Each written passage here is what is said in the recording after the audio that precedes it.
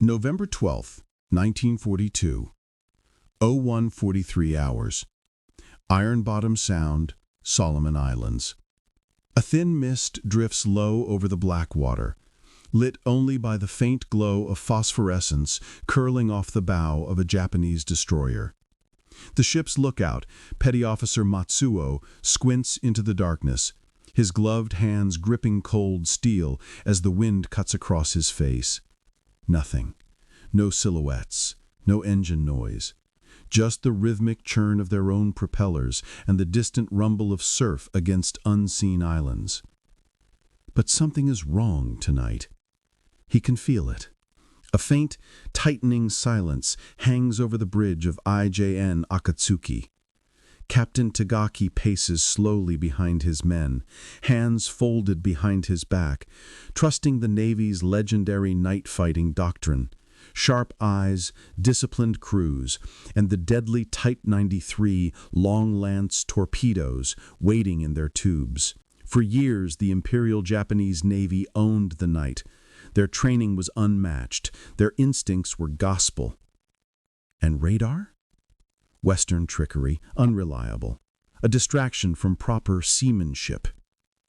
Tagaki exhales, watching the mist drift past the bridge windows, unaware that 17,000 yards away, an American destroyer has already drawn a perfect outline of his ship on a glowing green radar screen.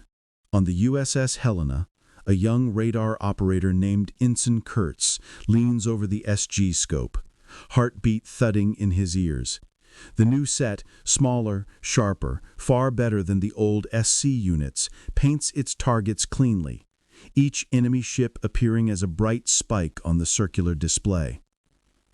"Multiple pips, bearing 184, range closing," he whispers, eyes wide. Hours earlier, the American task force had steamed into the Sound, expecting a brawl, but not like this, not with the night itself finally on their side. For months, the Japanese had owned these waters. They approached unseen, struck with torpedoes, and vanished again before U.S. searchlights could even touch them. But now? Now the Americans could see. Not with eyes, but with a silent, invisible beam sweeping across the darkness like the hand of a blind god. Commander Gilbert Hoover, standing over Kurtz's shoulder, studies the radar echo. That's no reef, that's a destroyer column. He gives a single nod. Moments later, the Helena's guns elevate, slowly, silently, toward a target no one on deck can see with their own eyes. The crew moves with eerie calm, trusting the strange new device that claims to pierce the night, trusting it enough to fire blind.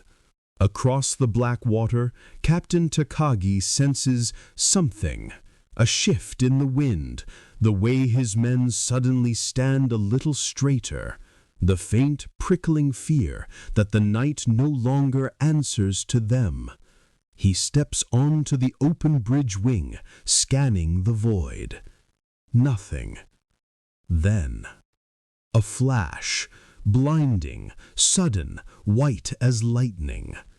It erupts from the darkness far ahead, followed by the deep rolling thunder of naval guns, American naval guns, firing with absolute precision.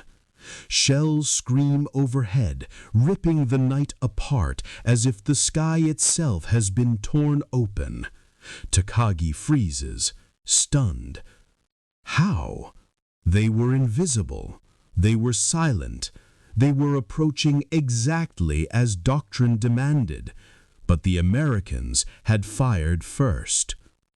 As the first salvo slams into Akatsuki's forward deck, blowing steel and men into the air, a sickening realization spreads across the Japanese column. They're being hunted, in their own darkness, by enemies they cannot see. The bridge lights flicker, the ship lurches. Somewhere below, a magazine alarm begins to wail. Takagi grips the railing, fury and disbelief twisting in his chest. Had radar, that dismissed, ridiculed invention, betrayed the Empire's most sacred advantage? He doesn't know the answer yet, but he is about to. Because the Americans aren't done firing. They've only just begun their ambush. The sea glows in brief, hellish flashes as American shells hammer the surface, their shockwaves rolling across the water like invisible fists. For a moment, the darkness of Iron Bottom Sound becomes a strobe-lit nightmare, black, then white, then black again. Each burst reveals Japanese sailors scrambling across tilting decks, yelling orders that vanish under the roar of gunfire. On the USS Helena, the gunnery crews reload with machine-like speed. Nobody can see a single enemy silhouette with their own eyes, not one. But the SG radar whispers their positions with cold, unwavering certainty. Range steady, bearing constant, Ensign Kurtz calls out, eyes locked to the glowing green sweep. His voice trembles, not with fear, but with awe. This is the first time his generation of sailors has felt the power of technology outstripping human senses. The ocean is no longer a void. The night is no longer a shield. Commander Hoover nods sharply. Fire for effect. Helena's 6-inch turrets unleash again, 8 barrels erupting in synchronized fury. Across the water, the shells walk their way down the Japanese line, smashing into hull plates, ripping apart bridge structures, turning once proud destroyers into silhouettes of flame. On IJN Ikazuchi, Lieutenant Sakamoto grips the shattered frame of his navigation table, shouting over the chaos. Where are they? Where are the American ships? But no one can answer. Lookouts scan empty horizons. Binoculars shake in frantic hands. Officers scream bearings into the night that yields nothing but mist. The Americans remain ghosts. And the Japanese fleet, once supreme in night combat, is blind. As the ship lists, a desperate idea forms in Captain Takagi's mind. Searchlights. He hesitates. Doctrine forbids it. Illumination reveals your own ship before revealing the enemy. But doctrine is crumbling by the second. His instincts, once enough to dominate the Pacific, now feel ancient, brittle, powerless. Searchlights, he shouts. The beams snap on.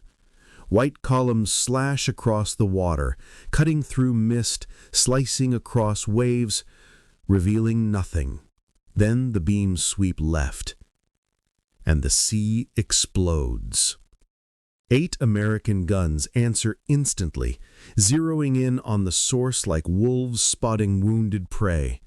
The shells hit so fast and so hard that the searchlights die mid-beam, snapping off as if someone had blown out candles. Darkness swallows the ship again, and in that suffocating black, Takagi finally understands the truth. The Americans aren't guessing. They are lucky. They can see them. Perfectly. A cold dread washes through him, the kind no training can silence. On the USS Fletcher, Captain William Cole watches the radar plot update with surgical clarity. Each sweep of the SG shows the enemy's new position, even as they attempt evasive maneuvers. Hard starboard, prepare to launch torpedoes. The Americans are about to return the favor, issuing a long lance-style attack of their own, guided entirely by radar. A bitter irony hangs in the air. The Japanese once dominated the night with unseen torpedoes. Tonight, the Americans are using their own doctrine against them. A sailor mutters under his breath. It feels like we're cheating. Captain Cole doesn't look away from the radar repeater. We're not cheating. We're catching up. Far across the water, another Japanese destroyer erupts as American gunners, still invisible, still firing blind, land yet another perfect salvo.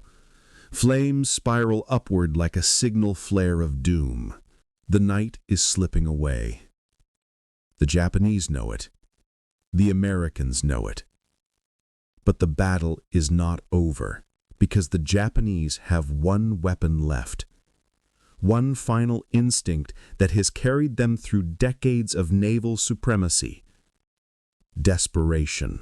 And desperation makes men do things even radar cannot predict. Flames crawl across the sea like drifting ghosts, orange reflections twisting over black waves as another Japanese destroyer reels out of formation. Smoke thickens, swallowing the stars. The night, once their greatest ally, is turning into a burning maze they can't navigate. On IJN Ikazuchi, Captain Hiroshi Maruoka's voice cracks as he shouts orders. He's a veteran of dozens of night exercises, a man who once believed no navy could match Japan after sundown. But tonight, he is fighting an enemy he cannot see, cannot anticipate, cannot feel approaching until the shells are already ripping through the decks. "We have to close the range," his exact yells. "If we get inside their guns, it won't matter," Maruoka snaps, and his voice echoes through the smoke-filled bridge. Because he knows the truth. This isn't about range. This isn't about training. This is about blindness, a blindness they were warned about years earlier, a blindness they laughed off during technical demonstrations, a blindness their entire doctrine refused to acknowledge. But now, radar isn't theory. It's tearing ships apart. And still, Maruoka will not die running. "Prepare torpedoes," he orders, teeth clenched. "All tubes." Below deck, crews scramble, muscles burning as they swing open the massive breech covers and ready the famed Type 93 long lances, the most feared torpedoes in the world. If they can fire a spread into the dark, maybe, just maybe, they can land a hit. Maybe instinct can still beat machines. But instinct is slow. Machines are not. Aboard USS Fletcher, Captain Cole watches the radar pips shift. He sees one enemy ship break formation. He sees it turn sharply. He sees it accelerate. "They're lining up a torpedo run," Cole mutters. "How do you know, sir?" a young lieutenant asks. He taps the radar screen with a knuckle. "Because I can see their bow angle. Radar's telling me." He turns to his helm. "Come left, now, all engines." Fletcher heels into a turn, smooth, controlled, perfectly timed.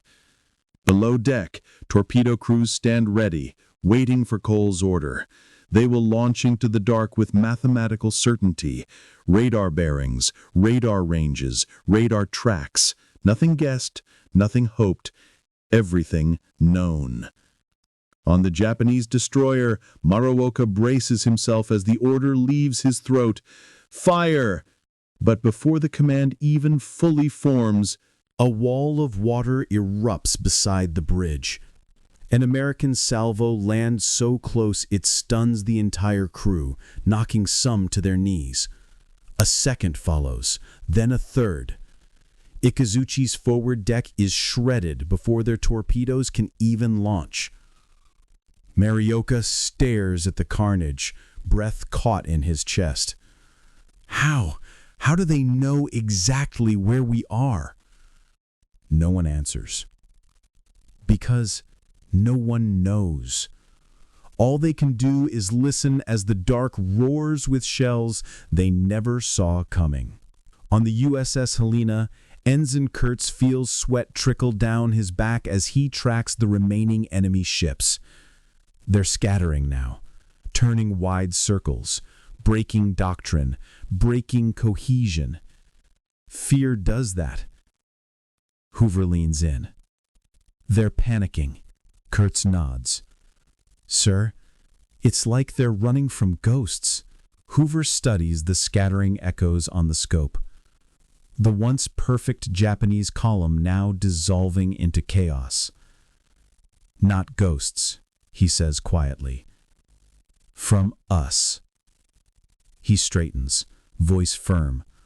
All batteries, shift fire. Target the ship moving west. The guns answer instantly.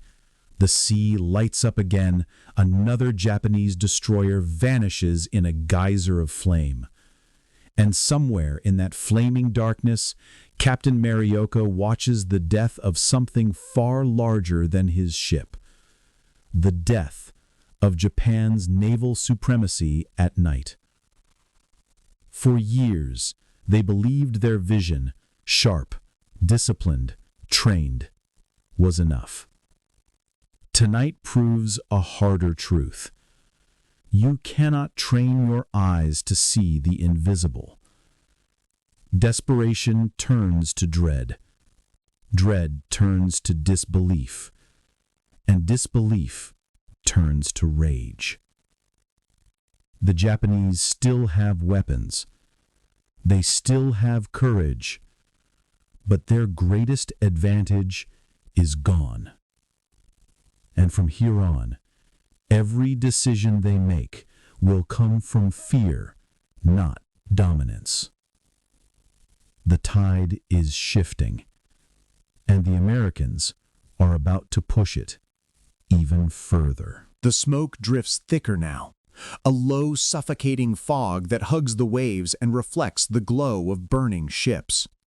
Iron Bottom Sound feels smaller, as if the sea itself is shrinking around the Japanese fleet, boxing them in, pulling them toward their fate. On IJN Teruzuki, Captain Tameichi Hara, one of Japan's most experienced destroyer captains, grips the edge of his chart table. Unlike many in the Navy, he believes in radar. He's seen the prototypes.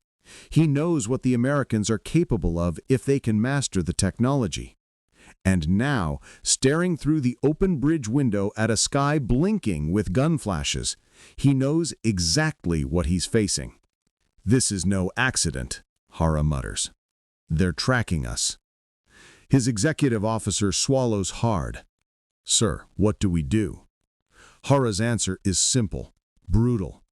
"We close the range and force visual contact. The night is lost, but the blade is not." It's an old warrior's instinct. If the enemy sees you at a distance, close the distance. If you cannot hide, then attack. Teruzuki surges forward, engines howling, bow slicing through flame-lit surf. But radar does not care about courage. Aboard the USS Fletcher, the radar plot updates rapidly. Kurtz leans in. "We've got one accelerating, fast." Cole steps closer. "Which one?" "Closest contact, bearing 090. They're trying to charge us." Cole's jaw tightens. Hara has to be.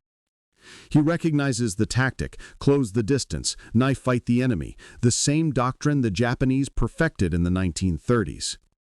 But this isn't 1930, and radar makes the ocean honest. "Bring main battery to bear," Cole orders. "Let them come." But before they can load the first round, ping! A subtle, eerie sound. Not metal, not machinery. A shell passing overhead. Too close. Then a second. Then a third. Hara's eyes widen. "They're already on us!" The first American salvo hits the aft deck, shredding through plating, blowing a torpedo launcher completely off the ship. Fire erupts instantly, racing along spilled fuel.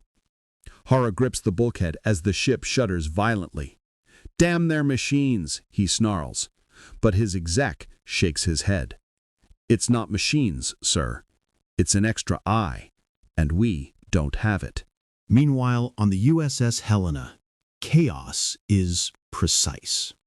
Hoover moves between radar repeater and gunnery crew like a conductor guiding an orchestra. Every order is crisp, every movement coordinated. Range, 11,800 yards. Bearing, steady. Fire! The guns roar. The ship trembles. Hot brass clatters across the deck. To a sailor on Helena, the battle feels strangely disconnected. They are firing into darkness, into smoke, into nothing. And yet they know their shells are hitting. Because each echo on the radar blinks weaker after every salvo. The operator calls out, "Target fading, possibly sinking." Hoover nods once. No celebration, no triumph. Just the next target. Back aboard the Japanese ship, the deck tilts sharply as damage spreads through the hull. Hara's men fight the fires, dragging hoses across broken steel, lungs burning with fumes. A young ensign stumbles onto the bridge, coughing hard. "Sir, we've lost steering. Engine room reports flooding." Hara's eyes fall to the burning sea. He thinks of years of training, of lectures declaring radar inaccurate, fragile, Western nonsense, of pride in the Empire's night-fighting tradition, of captains who trusted their eyes more than instruments. And he feels something he has not felt since his first year at sea. Regret. He whispers, "We should have listened." The ship rolls again. Sparks rain down. Men shout. Metal screams. And then, a massive explosion blossoms below the waterline, lifting Terazuki into the air. Flames engulf the bridge. The shockwave throws Hara off his feet. The last thing he sees as he struggles to stand is the flicker of American muzzle flashes far beyond the smoke. They have never even seen the ships that are killing them. The night, their night, is gone. And the Americans are not finished. They are moving in for the final blow. The fires burn so hot now that the sea around the Japanese ships looks molten. A rolling sheet of glowing orange, broken by the silhouettes of dying destroyers. Smoke curls into the sky in thick, oily plumes. Iron Bottom Sound, already infamous, is earning its name again. Pieces of hull drift past like charred bones. Across the waves, the Americans advance. Slow, silent, deliberate. No cheering. No shouts of victory. Just the steady churn of engines and the cold glow of radar screens guiding them toward the final targets. "Terazuki's gone," Kurtz calls out quietly. No celebration, just a statement of fact. But then another echo brightens on the radar. A larger one. A cruiser. Cole steps closer to the screen, eyes narrowing. Hoover's waking up the big guns. A final stand. A desperate one. "Bring turrets to full elevation," Hoover orders. The gunnery chief hesitates. "Sir, we still don't have visual confirmation." Hoover looks at the glowing radar pips. This is his confirmation. We don't need eyes. We have SG. The turrets move. Machinery whines. Sailors brace themselves. Fire! Helena's broadside explodes into the night, a rolling thunder so massive the shock shakes loose paint dust from the overhead pipes. The shells streak into the dark. 5 seconds. 6. 7. Impact! A boom echoes across the sound, followed by an orange flash brighter than all the others. The cruiser, Sendai, takes the blow amidships. Men on deck drop to their knees. Paint ignites. A column of flame rises like a torch. Another salvo. Another hit. Sendai staggers, listing hard. "Fire star shells," he commands, voice hoarse. If he can light the sky, if he can reveal the Americans, maybe, just maybe, his guns can land a hit before they're overwhelmed. The crew loads, raises the barrels. A shell arcs upward. For the first time all night, a brilliant flare blossoms above the battlefield. White light floods the waves.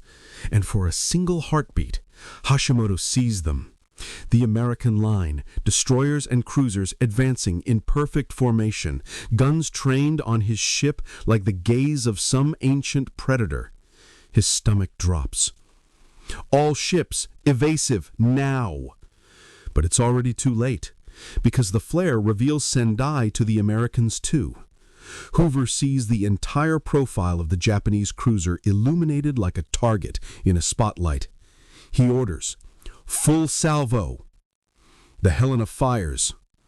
The shells slam into Sendai with merciless accuracy, radar aimed, visually confirmed. One crashes into the forward deck, another into the superstructure, a third into the engine rooms below. Fire roars through compartments, metal twists, ammunition cooks off.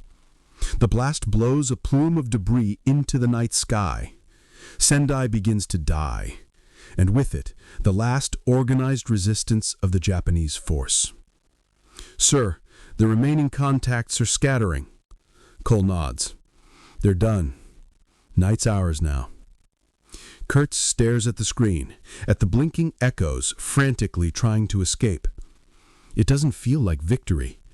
It feels like witnessing the world shift, the exact moment the old order breaks. Radar isn't just a tool anymore. It's a weapon, a deciding force. Cole senses the same thing. He lets out a slow breath and murmurs, half to himself, "Tonight, we took their darkness away." But the Battle of the Solomons isn't over. Japan will come again, night after night, convoy after convoy. And every time they do, they will face an enemy who now sees perfectly in the dark.